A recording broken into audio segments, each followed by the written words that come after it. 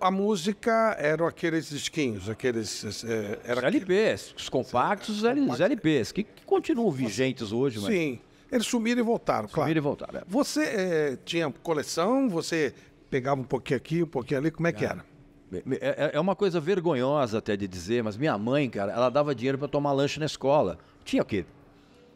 10 anos de idade. E eu não tomava o lanche da escola, eu ficava passando fome na escola para juntar o dinheiro para no final do mês ir na loja de disco comprar disco. Que disco? Como é que era? Como é que a coisa funcionava?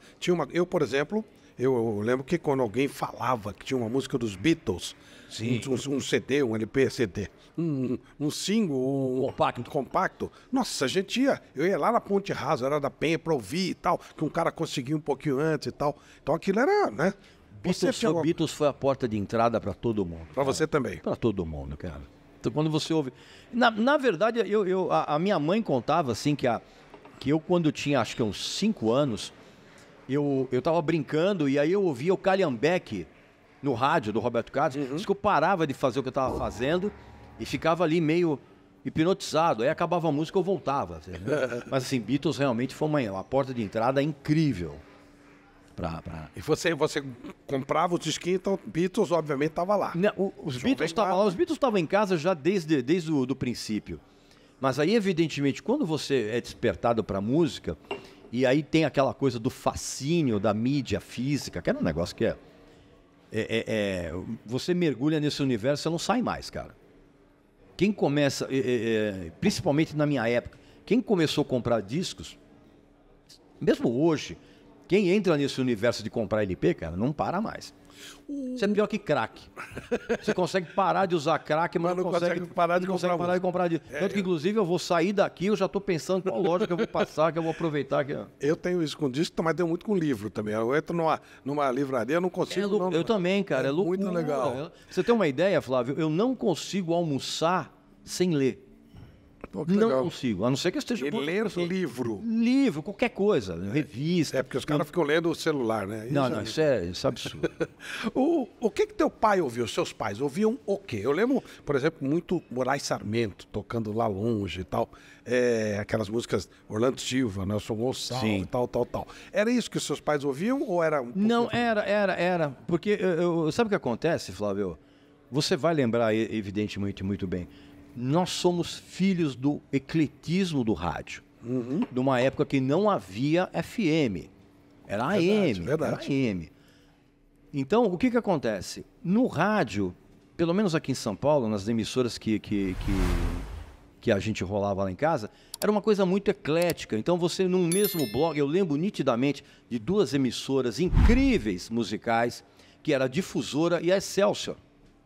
Excelsior era impressionante mesmo. Impressionante. Então, num mesmo bloco de canções, você ouvia Gilberto Gil, Led Zeppelin, Evaldo Braga e Martinho da Vila. Quer dizer, era uma bossa nova ainda escapando. Então era um negócio que dava um curto-circuito na cabeça, mas ao mesmo tempo ampliava o teu espectro musical. Tanto que até hoje eu sou capaz de ouvir música erudita, samba dos anos 70 e black metal norueguês com a cruz invertida com o mesmo prazer. Sem preconceito de nada. Por quê? Porque eu sou um filhote do rádio. Você sabe que eu tenho uma história engraçada. A primeira vez que eu ouvi a língua inglesa, imagina, um garotinho, criança, não. Eu até tenho curiosidade de ver quando surgiu essa música. Mas o grupo The Animals... Eric Burdon e The Animals. Casa do Soul. The House of Rising Sun. Isso. Clássico. Foi a primeira vez que eu ouvi aquilo. Eu falei, nossa, o que eles estão falando? Aquilo me seduzia de uma tal maneira, né? Aquilo era o que eles tocavam? Não, aquilo na verdade era uma banda, mas tinha a voz grave do Eric Burdon. Não, mas tinha um... Era um órgão. Era um órgão, Hammond, né? Então, aquele som daquele órgão... Sabe, meio que parecia o desenho do Pica-Pau, que a fumacinha do churrasco vai atraindo. Mas o Pica-Pau é psicótico, né? Isso aqui é o melhor Pica-Pau de todos, é o Pica-Pau com o olhão. Inclusive, ele foi até... Tem uma história muito... Você não sabe isso, meu amigo, minha amiga, mas eu vou explicar pra você. Tem vários Pica-Paus, mas o mais legal é o psicótico, que ficava com o olho arregalado, que era completamente louco, que os estúdios tiveram que remodelar, porque os pais começavam a reclamar, cara, que era muito louco aquilo ali. O cara que desenhava o Pica-Pau psicótico O cara tava numa viagem muito esquisita, viu? Deve dizer o mínimo.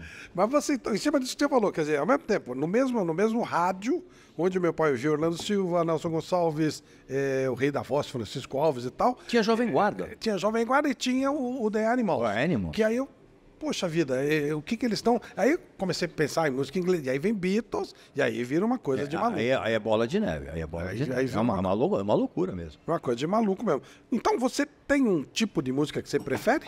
Não. A única coisa que eu absolutamente abomino é esse sertanejo de Araque que a gente tem aí, né? O pessoal que fica bravo quando suja a bota de lama. Não, pessoal que... sertanejo zero. E evidentemente que esse pop popularesco que a gente tem hoje, que é derivado do funk carioca, aquela coisa que eu absolutamente abomino. O resto, meu amigo, você vai encontrar sempre algumas coisas muito boas em cada gênero, em cada estilo, e também vai encontrar as porcarias, né, cara? O teu sertanejo é Tonico Tinoco? O meu sertanejo, ele vai, minha modesta opinião, até Tião Carreiro e Pardinho. E aí tem Pena Branca e Chavantinho. E aí tem, por incrível que pareça, gente fazendo música sertaneja de... Por exemplo, Almir Sater, por exemplo, é um cara que faz música sertaneja pantaneira, mas é sertanejo. Você tem raras duplas hoje fazendo isso. Acho que Mike e Luan é uma dupla que faz essa ponte entre a coisa mais moderna e o sertanejo verdadeiro mesmo. O problema foi quando o consumidor de música sertaneja, ele migrou para as grandes cidades. Ele saiu do local onde ele teoricamente iria viver, ele migrou para as grandes cidades. Essa mudança acabou trazendo uma cosmopolitização da música sertaneja. E aí apareceram os Leandro e Leonardo da vida, e que desaguaram, por exemplo, no Bruno e Marrone, que é uma das duplas mais terríveis da história da música brasileira. Bruno e Marrone é a única dupla que só um canta. O outro cara fica mexendo a boca. Você respeita. O pessoal da produção concordou. Você respeita esse trabalho, né? Não respeito. Não. Dessa turma aí, não tem o menor respeito pelo trabalho dessas pessoas. Eu acho assim, os caras arrastam multidões, eu acho isso uma coisa, um mérito. Não, precisa tomar cuidado com isso, porque Hitler também arrastava multidões, sabe? Precisa tomar cuidado com isso. Então, arrastar a multidão... Não, imagina. Não tem o menor respeito pelo trabalho dessas pessoas. Esses caras podem até ser legais, assim, pessoalmente. E acho que são mesmo, pelos poucos que eu conheço. Mas assim, musicalmente eu não tenho o menor respeito, imagina.